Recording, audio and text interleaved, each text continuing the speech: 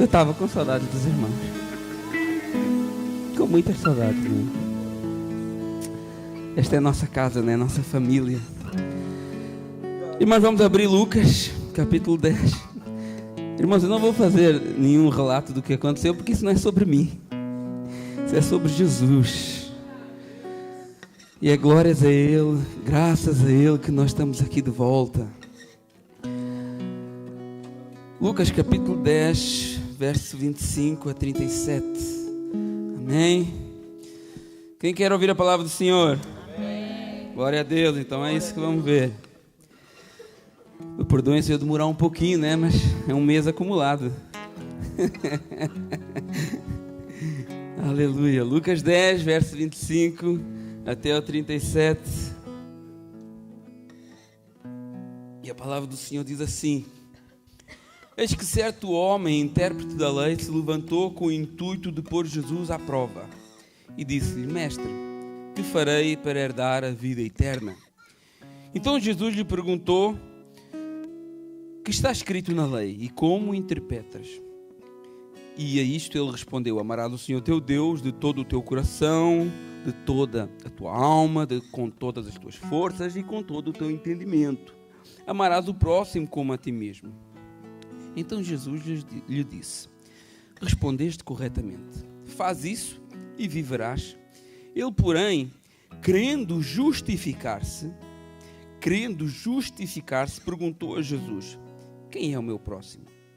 E Jesus prosseguiu dizendo: Certo homem descia de Jerusalém para Jericó e veio a cair em mãos de salteadores, os quais, depois de tudo, lhe roubaram e lhe causaram muitos ferimentos.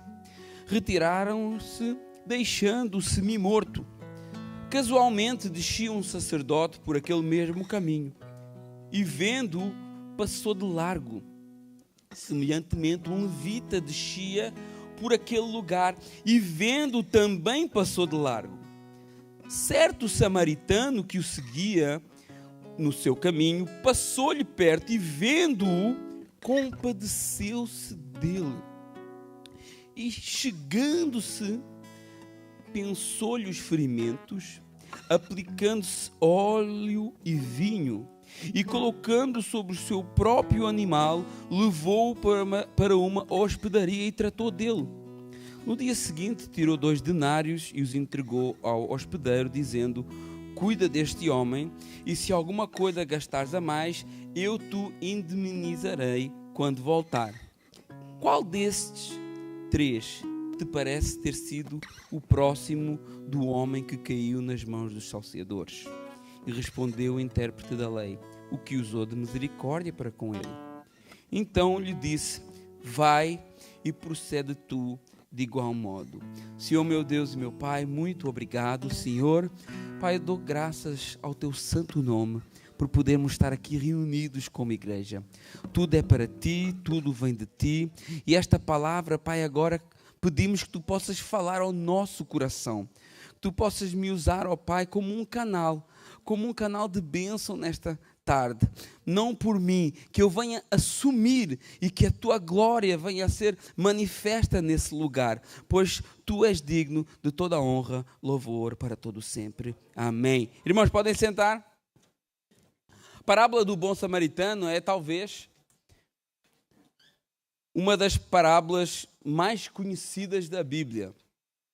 Se você fizer uma pesquisa no Google, por exemplo, parábola mais conhecida, muito provavelmente vai aparecer a parábola do bom samaritano. E eu sei disso porque eu fiz essa experiência. Então, realmente, é uma das parábolas mais conhecidas, ainda que a grande maioria de nós, talvez, às vezes, nunca leu a parábola completa, né? Conhece o conceito por trás desse ensinamento de Jesus, o conceito aparente, mas nunca leu, ou talvez nunca meditou e nunca olhou para essa parábola com os olhos espirituais bem atentos. As parábolas eram histórias curtas e simples que explicavam realidades morais e espirituais muito profundas. Nessas histórias, Jesus usava elementos simples da própria cultura para que as pessoas conseguissem entender o que é que Jesus queria passar naquela mensagem. A mensagem de Jesus, ela era simples. Ela era objetiva. E o seu intuito ao usar esse estilo de linguagem, porque parábola é um estilo de linguagem, como poesia, como prosa, como uma leitura profética ou apocalíptica, o seu intuito era que todos entendessem o Evangelho de Jesus. Desde o pobre ao rico, desde o leigo ao instruído, para que todos pudessem receber este Evangelho. Porque nós, meus irmãos, estamos todos na mesma posição. Nós estamos todos na mesma posição. Às vezes nós nos esquecemos disso. Para Deus nós estamos todos na mesma posição. Homens fazem distinção uns dos outros. Homens fazem isso entre o rico e o pobre. Mas aí vem Jesus e diz para uma igreja: tu achas que és pobre? Mas tu és riquíssima. Mas para outra igreja ele já diz assim: tu achas que és rica? Mas tu és pobre, miserável, cega e nua. Olha como o olhar de Cristo é completamente diferente do nosso olhar. Nós aprendemos a chamar riqueza aquilo que na realidade nem é riqueza, porque o nosso olhar ele é contaminado pela ganância, pela avareza. E por isso nós fazemos a exceção de pessoas, nós fazemos distinção das pessoas, segundo a sua formação académica, segundo o seu trabalho, se é doutor, se é teólogo, se é mestre, se é advogado, se é juiz. Irmão, aqui dentro nós somos isso, irmãos, todos nós. Claro que eu sou de acordo que as pessoas estudem, se formem academicamente. Eu mesmo estudo ainda hoje. E todos nós devemos estudar. E quanto mais estudamos, mais vemos que não sabemos nada. E como era bom que haja mais médicos crentes, juízes crentes, advogados crentes, polícias crentes. Mas como é que é bom que haja mais crentes no modo geral, independentemente da sua profissão. É bom lembrar as palavras de Tiago 3,13. Quem dentre vós é sábio e inteligente, que mostre em mansidão de sabedoria, mediante condigno proceder e suas obras. Caso contrário, toda essa sabedoria é terrena, animal e diabólica. E Jesus diz: eu destruirei os sábios na sua sabedoria e aniquilarei a inteligência dos instruídos. Então essa divisão de classes que nós fazemos, Jesus não fazia, e Jesus queria que todos da mesma maneira fossem capazes de entender a sua mensagem, mas nós fazemos, e vemos isso toda a hora, infelizmente até dentro de igrejas. Eu fui a algumas igrejas no Brasil, todas que eu fui, num mês eu fiz questão, como a gente andava sempre a passear, nós fizemos 5.500 quilómetros de estrada.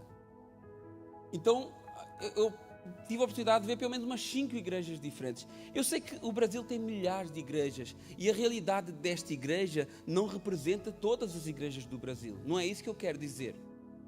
Mas eu visitei igrejas e todas as que eu visitei, mas claro que tem igreja boa lá, lógico, mas todas as que eu visitei tinha cadeiras especiais para pessoas especiais. Todas elas. Todas elas. Inclusive, numa escola dominical que eu fui de manhã, no domingo, a pessoa que estava a dar a escola dominical, ele exibia a sua posição numa dessas cadeiras como um troféu. Como um troféu para a igreja. Né? Numa outra igreja que eu fui, havia cadeiras separadas para pastores. E havia cadeiras na mesma igreja, num lugar diferente, separadas para vereadores da cidade. Isso é muito triste, eu acho ridículo isso. Porque Jesus e a Bíblia, a palavra e o Evangelho nos mostra que Jesus ele não agia desta maneira com as pessoas. E o mais engraçado é que o culto começava e essas pessoas que se sentavam nessas cadeiras, elas iam chegando no meio do culto. e subiam lá para cima, e cada um que subia, que devias subir envergonhado, por se chegar atrasado no culto, subia e cumprimentava toda a gente, e abraços, e o culto a decorrer, e aquela distração, e a falta de reverência, é muito triste. Jesus diz, olha, aquele que quiser ser o maior, que seja aquele que serve. Paulo diz algo muito interessante para nós. Eu vou trazer aquilo que o Senhor me falou dentro desse texto aqui, de 1 Coríntios 12, do 22 ao 23. E ele diz algo muito importante para nós. E eu vou dizer de uma maneira que pode escandalizar alguns, eu já estou preparando os irmãos. Mas se escandalizar, depois venha falar comigo. Paulo diz assim, 1 Coríntios 12, 22, 23, os membros do corpo que parecem ser mais fracos são mais necessários. Os que nos parecem menos dignos no corpo, a esses damos maior honra. Também os que em nós são menos decorosos, revestimos de especial honra. O que é que Paulo está a dizer com isso? Se vocês querem, o que Paulo está a dizer aqui, é se vocês querem pôr cadeiras especiais para alguém, pega no irmão mais humilde da igreja e coloca nessa cadeira. É isso que Paulo está a querer dizer. Pega aquele que tem as piores roupas e coloca nessa cadeira. Pega aquele que está fraco na fé e coloca nessa cadeira. Pega aquele que na sua fraqueza caiu no adultério, pega nele e coloca nessa cadeira. Pega naquele que na sua fraqueza caiu num vício que andava há anos para tentar vencer. Pega nele e coloca nessa cadeira. Aquele irmão que dá mais trabalho na igreja, pega nele e coloca nessa cadeira. É isso que a igreja faz? Não. A igreja exclui. A igreja disciplina. A igreja manda para fora das portas. Tiramos da frente e colocamos lá atrás exatamente o oposto daquilo que Paulo está ensinando. Pastor, mas não pode, vai escandalizar o povo. Se a gente coloca um adúltero aqui, mas ninguém tem que estar aqui já, primeiro ponto. Mas se é para pôr, vamos colocar ele aqui. Porque ele está fraco, porque ele é menos decoroso. Mas não pode, pastor, isso vai escandalizar. O que me escandaliza é a hipocrisia da igreja. Isso é o que escandaliza e é o que devia nos escandalizar, mas não. Eu acho que todos conhecem Spurgeon. Spurgeon, ele é considerado o príncipe dos pregadores. E ele define evangelização, eu disse ontem isso na igreja em Monterrey, ele define evangelização como da melhor maneira possível, para mim, na minha opinião. E ele diz assim, a evangelização, a pregação do evangelho, é um mendigo dizendo a outros mendigos onde existe pão. Isso é a pregação do evangelho. Todos nós somos mendigos nesta jogada. E eu sei que alguns de vocês gostavam que eu chamasse meus lindos, né? Meus queridos, meus amados, meus fofinhos. Mas o evangelho nos chama mendigos, hipócritas e miseráveis. É isso que o evangelho nos chama. É isso que a Bíblia diz que nós somos. Nós somos representados nesse evangelho por cegos. Porque nós muitas vezes não conseguimos ver o quanto enterrados no pecado nós estávamos, ou alguns ainda estão.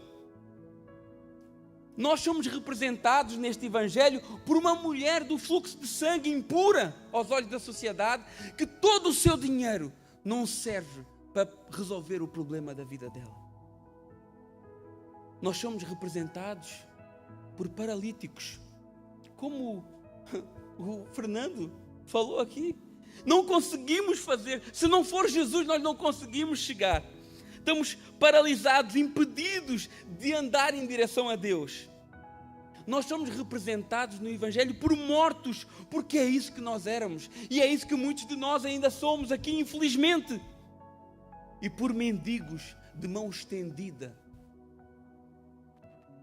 mas que não entendemos que aquilo que precisamos não é de ouro e nem prata, mas do verdadeiro pão da vida, Jesus Cristo. Não, pastor, calma aí. Eu fui representado por Jesus. Pois é. Mas para que isso acontecesse, a palavra diz que aquele que não tem pecado se fez pecado por ti. A palavra diz que ele morreu como o pior dos bandidos. Ele se fez maldito. Ele desceu ao nível mais baixo que um ser humano podia descer. Morte de cruz. Só para verdadeiramente te poder representar. E é por isso que ele te representa. A palavra diz, Tiago 2:1, meus irmãos, vocês não podem ter fé em nosso Senhor Jesus Cristo, o Senhor da glória, e ao mesmo tempo tratar pessoas com parcialidade. O que é que Tiago está dizendo assim? Não é possível eu ser cristão e tratar pessoas de maneira diferente. Ai, porque é pastor, ai, porque é isso, ai, porque é aquilo. Não é possível, não posso ser cristão. Se eu digo que sou cristão e faço uma coisa dessas, então eu não estou a ser cristão, eu estou a ser um hipócrita. E sabe por que é que Tiago diz isso? Que não tem como ser cristão e fazer exceção de pessoas? Porque nós estamos todos, meus irmãos, debaixo do mesmo guarda-chuva. Nós estamos todos debaixo do mesmo guarda-chuva. E o pior é que esse guarda-chuva não é de nenhum de nós. Imagina assim, pensa num guarda-chuva. O dono do guarda-chuva agarra ele e divide com alguém que esteja ali se molhando. Mas quem tem o guarda-chuva, ele decide quem vai se molhar menos, quem vai se molhar mais, né? E nós ficamos ali agarradinhos, procurando não nos molhar, procurando passar pelas tempestades da vida, sequinhos. Só que o problema é que nenhum de nós é dono desse guarda-chuva. Nenhum de nós é dono. Esse guarda-chuva, ele se chama graça. E o dono da graça é Jesus. E nós, pastores, obreiros, crentes, nós apresentamos uma solução que não é nossa.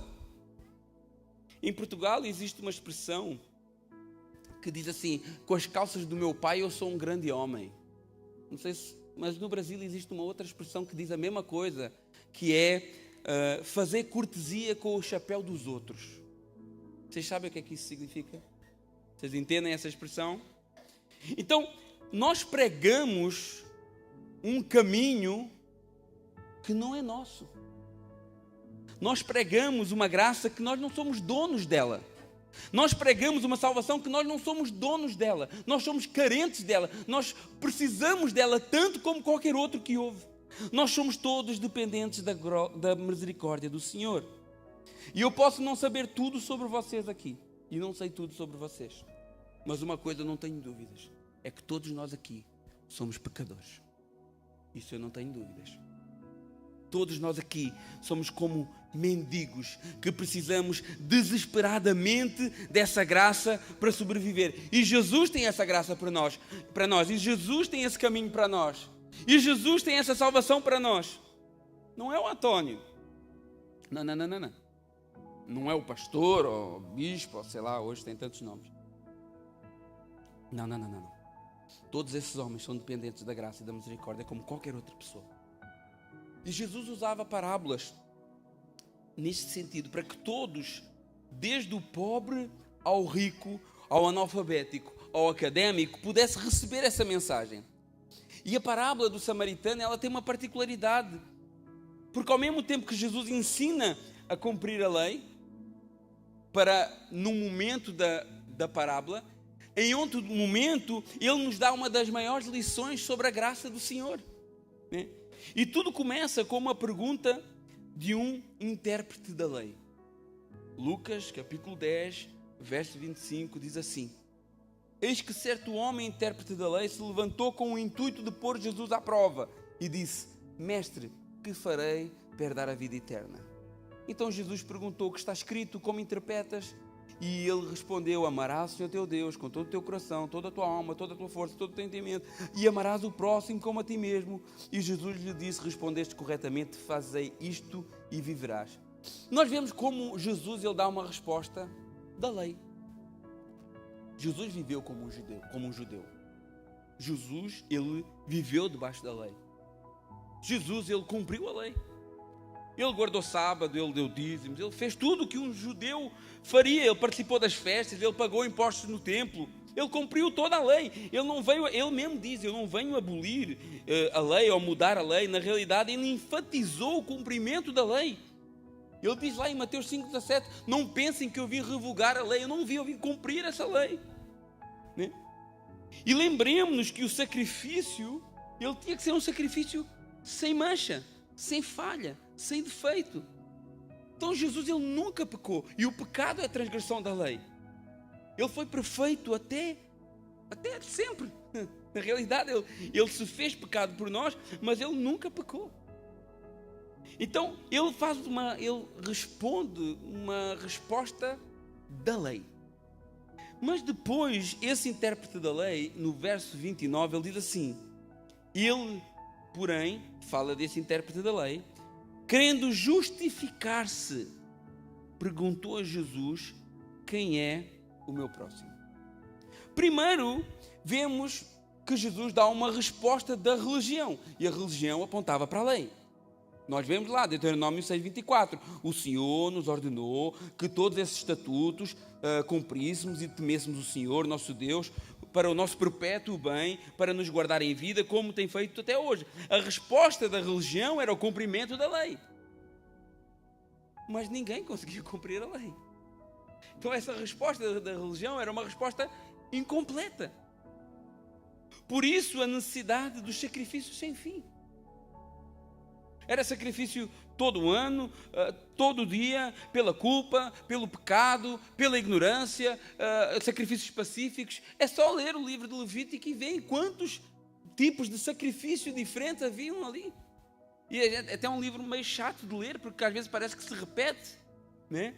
Mas nada disso resolvia o problema do homem, porque ninguém cumpre a lei. Quem poderia se justificar diante de Deus? Então o assunto muda de conversa agora. Agora não estamos mais a falar sobre cumprir a lei. Agora estamos a falar assim, olha, como é que eu me vou justificar? Porque ele dizia assim, querendo justificar-se.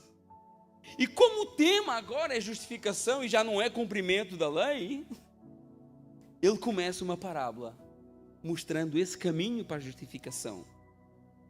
E no verso 30 diz, Jesus prosseguiu dizendo, certo homem descia de Jerusalém para Jericó. Irmãos, descer de Jerusalém para Jericó tem um significado muito mais profundo do que uma simples viagem. E eu gostaria de convidar os irmãos a ter um olhar mais espiritual para essa palavra, para essa parábola. Jerusalém é a cidade de Deus. Jerusalém é chamada na Bíblia da cidade santa, onde a presença de Deus habita. E o Senhor Jesus está aqui a demonstrar as consequências do afastamento da presença de Deus.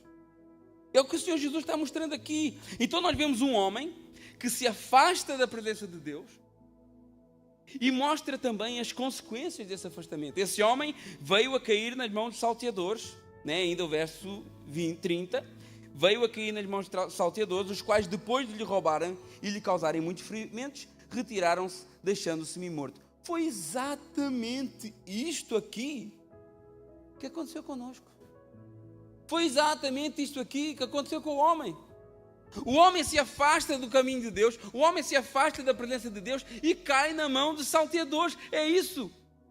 Quando Adão sai da presença de Deus e quando Adão pecou, ele afastou toda a sua descendência de Deus e a expôs, sujeita a salteadores. O homem gozava de uma perfeita proteção junto de Deus. O homem gozava da presença do Senhor. Mas quando ele se afasta da presença do Senhor, ele fica sujeito a todo tipo de pecado. Porque é isso que o pecado faz nas nossas vidas. Ele nos rouba, ele nos arrebenta, ele nos destrói, ele nos deixa morto. Ele rouba a nossa dignidade, ele saqueia a nossa comunhão com Deus. É isso que o pecado faz. O pecado pode até trazer alguma ilusão de prazer, mas isso não passa de uma ilusão de prazer. Porque o álcool não passa de uma ilusão. Depois passa. Aí vem a dor de cabeça, a dor de barriga, a má disposição. As drogas, a mesma coisa. O adultério, a mesma coisa. A mentira, a mesma coisa. Nada disso passa de uma ilusão. Porque depois de tudo isso, você continua semi-morto. Você continua destruído. Depois de uma noite de prazer, você continua se sentindo um lixo. Depois de uma dose de cocaína, você continua vendo o quão miserável, escravo e dependente é daquilo. E nada disso nos traz a paz ao nosso coração. Nada disso nos traz descanso para a nossa alma. Mas somente um sentimento de angústia. Angústia sem fim. Nos faz sentir lixo. Nos faz sentir perdidos. Usados e abusados por salteadores. É isso que nós éramos. E talvez isso possa ser você nesse momento da sua vida. Sem Deus, sem ter como se chegar a Deus, totalmente dependente da ajuda de terceiros. E Lucas 10 continua, verso 31, casualmente, de vez em quando, descia um sacerdote por aquele mesmo caminho, e vendo o homem caído, passou de longe. Semelhantemente, o levita descia por aquele lugar, e vendo-o também passou de longe. Irmãos, sacerdotes e levitas são o símbolo máximo da religião judaica. Eu não sei se os irmãos sabem de onde é que vem esse termo levita, né? Jacó teve 12 filhos. O terceiro filho de Jacó, com Lia, era Levi, né? E naquele episódio do bezerro de ouro, quando Moisés estava no monte recebendo a lei do Senhor e o povo se corrompeu cá embaixo, pedindo a Arão para fazer um bezerro de ouro, e se prostituiu diante daquele bezerro. Quando Moisés desce, ele diz assim: olha, quem é do Senhor venha para o meu lado. E naquela situação, os filhos de Levi, os descendentes de Levi, foram ter com Moisés, escolheram ser do Senhor. Então Deus escolhe os descendentes de Levi para cuidarem de tudo o que dizia respeito ao culto a Deus, para cuidarem de tudo o que dizia respeito à religião judaica, né? Montavam o tabernáculo, limpavam, carregavam a arca, carregavam os móveis, tomavam conta de toda a logística do culto. E isso é o que um levita fazia. Tá bom? Eles começaram a cantar uns 400 anos depois, oficialmente, né? Mas o trabalho de um levita era cuidar do tabernáculo. E de todos esses levitas, que eram descendentes de Levi, o terceiro filho de Jacó, os que eram filhos de Arão eram sacerdotes. Então, todo sacerdote era um levita, mas nem todo levita era sacerdote. Porque para ser sacerdote tinha que ser filho de Arão. Então, tanto o sacerdote como o levita, eles eram um símbolo, eles faziam parte da família consagrada para o serviço religioso. Mas o sacerdote passa e não faz nada. O levita passa e não faz nada. Os dois representantes máximos da religião. Então o que é que Jesus está nos ensinando aqui? É que a religião, ela nunca tem condições de tirar o homem da condição de caído que ele se encontra. A religião não tem essa condição. Nenhuma prática religiosa tem poder para te salvar. Nenhuma prática religiosa tem poder para te tirar da podridão que você está ou que você estava. As práticas religiosas, elas podem servir como uma maquiagem, né? Como um disfarce para os homens ver. Ai, mas o fulano prega muito bem. Ai, mas o fulano ora muito bem. Ai, mas o fulano faz muita coisa na igreja. Louva muito bonito, toca muito bonito. Mas nada disso serve para salvação. Nada disso. Aliás, Jesus diz assim, olha, quando ele falava dos fariseus, ele dizia assim, olha, vocês são como sepulcros caiados. Porque por fora vocês são muito bonitos, vocês sabem que é algo caiado, né? São branquinhos, são muito bonitos, mas por dentro só tem podridão e morte, né? Então, isso quer dizer que a religião é má? Não necessariamente. Pode até ser, mas não necessariamente. A religião é o ato de eu tentar me religar com Deus. Mas o que quer dizer é que a religião não salva ninguém. É isso que quer dizer. A religião e as práticas religiosas não justificam ninguém. Vir à igreja não salva ninguém. Dar dízimos não salva ninguém. É isso que justifica. O que salva é um Salvador que se chama Jesus Cristo. É isso que significa. E ele continua. Passou o levita, passou o sacerdote, e no verso 33 passa um certo samaritano que seguia o seu caminho e passou de perto, e vendo-o, compadeceu-se dele. Quem eram os samaritanos? Os que moravam em Samaria, ok. Né? Mas porquê que esse ódio? É porque chamar alguém de samaritano era um insulto. Era um insulto. Naquele tempo, chamar alguém de samaritano era um insulto. Quando nós vemos a história de Israel, nós vemos que depois da morte de Salomão, o reino se divide em dois. Uma parte a sul, que é o reino de Judá, e uma parte a norte, o reino de Israel. O filho de Salomão, ele reina, Roboão, ele reina no reino de Judá. E o Jeroboão reina no reino do sul. Jeroboão, ele fez tudo de errado. E os reis que seguiram Jeroboão no reino do norte, o reino de Israel, foram reis ímpios. Vocês conhecem alguns, Acabe, né? Que contaminou a religião com a influência da sua esposa Jezabel. E Deus castigou esse reino. Deus castigou o reino de Israel, o reino do norte. O reino de Judá estava cá embaixo. E o reino do norte, o reino de Israel. E cerca de 720 anos antes de Cristo, os assírios conquistaram o reino do norte e levaram cativo esse povo. O mesmo aconteceu com o reino do sul também. 120 anos depois. O mesmo aconteceu com o reino do sul. Só que havia uma promessa no reino do sul. Porque o Messias vinha da tribo de Judá. E 70 anos depois do exílio do reino do sul, Deus permite que os judeus voltem para a sua terra. Vocês podem ler Neemias e Esdras, e essa história está lá. Agora, o reino do norte, o reino de Israel, nunca mais voltou. Eles foram dispersos. E alguns que ficaram naquela região do norte de Israel, que é a região de Samaria, esses israelitas, eles se diluíram ao longo do tempo, se misturando com outros povos.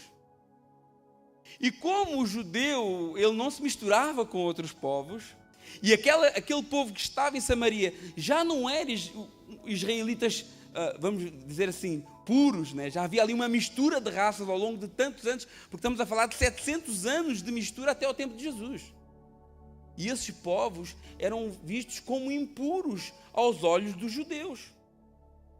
Então, por isso que era um insulto chamar alguém de samaritano. Agora, no fundo, eles eram irmãos. No fundo eram irmãos. Havia ali traços ainda, havia ali sangue ainda de Abraão, né? No fundo, eles eram irmãos. Mas eles eram rejeitados. Eles eram excluídos. Eles eram considerados impuros. Eles eram considerados pessoas não dignas da religião. Assim como Jesus também foi rejeitado. Jesus tem essa característica também, porque ele foi rejeitado. João capítulo 1, verso 11, ele veio para o que era seu, mas os seus não o receberam. Pedro, quando ele prega em Atos capítulo 4, ele diz assim: Jesus, a pedra que vocês rejeitaram, veio ser a principal pedra angular. O próprio Jesus foi chamado de samaritano, porque eles disseram assim: será que não temos razão que você é samaritano e tem demónio? Então, ser endemoniado era um insulto no mesmo nível de que ser samaritano. Porque Jesus não foi o Messias que os judeus queriam. Os judeus não queriam um Messias como Jesus. Os judeus esperavam um líder político que viesse restaurar a glória de Israel, a prosperidade, o poder bélico, alcançasse outros territórios, expulsasse os romanos para fora. Era isso que os judeus queriam, um líder diferente. Eles não queriam Jesus. Os judeus queriam que o Messias resolvesse os problemas físicos, materiais, os problemas da nação. Não é diferente connosco, não é? Porque nós queremos um Messias, nós queremos um Jesus que não é o Jesus da Bíblia. Muitos de nós creem num Jesus que é o Jesus do País das Maravilhas. Não é o Jesus bíblico. Nós queremos num Jesus dos corações e dos arco-íris. Nós queremos num Jesus que morreu para eu ficar rico, que morreu para eu comprar uma casa, para comprar um carro. As pessoas hoje querem um Jesus que morreu para fazer todas as minhas vontades. Um Jesus que não vai te deixar chorar. Mas o Jesus da Bíblia, Ele vai te deixar chorar sim. Mas a Bíblia diz que um dia Ele vai enxugar dos teus olhos toda a lágrima. Essa que é a realidade. Jesus é esse samaritano que foi rejeitado pelos judeus. Jesus é esse Cristo que é rejeitado muitas vezes dentro da própria igreja, meus irmãos. Onde é colocado de lado nos cultos. Quando o culto a Deus deixa de ser para Deus e deixa de ser para o homem. Onde as pessoas vêm para a igreja resolver os seus problemas aqui na terra. Infelizmente foi isso que eu vi lá. Infelizmente foi isso que eu vi lá. A experiência que eu tive. De certeza que existem igrejas boas. Mas eu vi pessoas que vão para a igreja para resolver os seus problemas. Não é porque eu preciso de um marido. Não é porque eu preciso de um namorado. Não é porque eu preciso de dinheiro. Não é porque eu preciso de uma casa. Não é porque eu quero que Deus abra uma porta. Não, as pessoas vão para a igreja para isso hoje. Mas a igreja não é para isso. A igreja é para adorar a Deus. A igreja é para adorar aquele que te salvou, que te resgatou, render graças a Ele. É para isso que serve a igreja. Claro que temos uma responsabilidade social, mas o culto é para adorar a Deus. Felizmente Jesus não veio resolver os nossos problemas aqui na terra. Porque essa terra passa. Porque essa vida acaba muito rápido. Mas a nossa alma, ela é eterna. E é isso que Ele veio resolver. O problema da condenação da nossa alma. O problema do nosso pecado. O problema da nossa impossibilidade de estar com Deus. Mas para alguns isso não é interessante. Para alguns isso não é interessante. Então eu vou criar um Jesus que vá de encontro com as minhas expectativas. E muitos de nós fazemos isso. E rejeitamos Jesus. Mas mesmo com tanta rejeição, esse samaritano teve compaixão daquele homem perdido. Ele teve compaixão daquele homem que talvez antes de estar naquela posição rejeitaria também um samaritano. Ele está vindo de Jerusalém. Provavelmente pode ser judeu. Se ele visse talvez um samaritano, talvez criticava-o, insultava-o. Mas agora ele está ali, sendo ajudado por um samaritano. Aqueles que ele tanto negavam. Assim como nós um dia já rejeitámos Jesus. Eu já rejeitei Jesus muitas vezes. Eu não vim para a igreja na primeira vez que me apresentaram Jesus. Eu demorei muito tempo.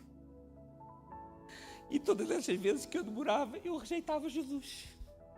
Eu disse, não, eu não quero isso, não. Eu quero a minha vida, as minhas prostituições, o meu prazer carnal. Eu quero lá Jesus para alguma coisa. E todas as vezes eu rejeitava Jesus.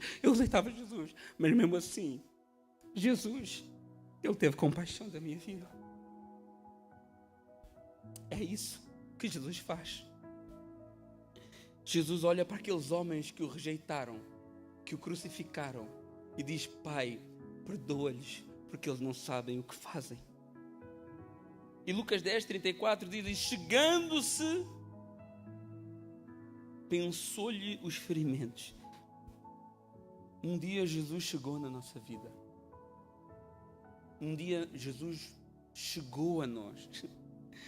Nós estávamos feridos pelo pecado, nós estávamos cheios de traumas, cheios de problemas, e Ele chegou a nós.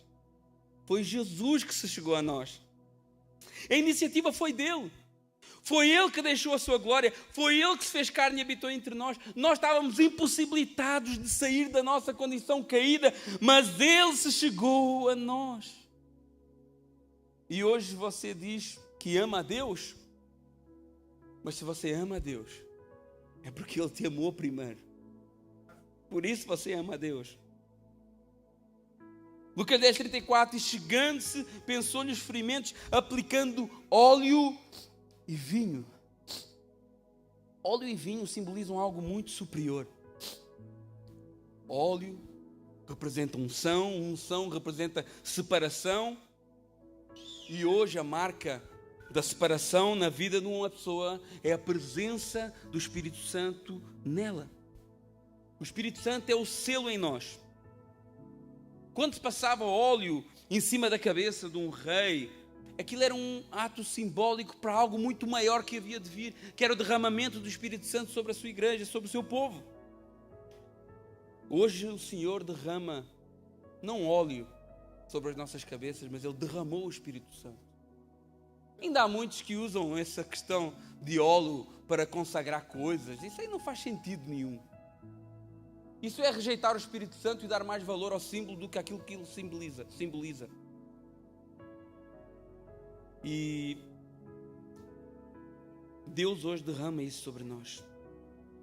E esse Espírito Santo que Deus derrama sobre as nossas vidas, é Ele que nos convence do pecado, da justiça, do juízo. Eu posso ser o melhor pregador, que nem é o caso, mas eu podia ser o Master Blaster, Ultra, Mega Power pregador. Se o Espírito Santo não tocar na tua vida, nada adianta.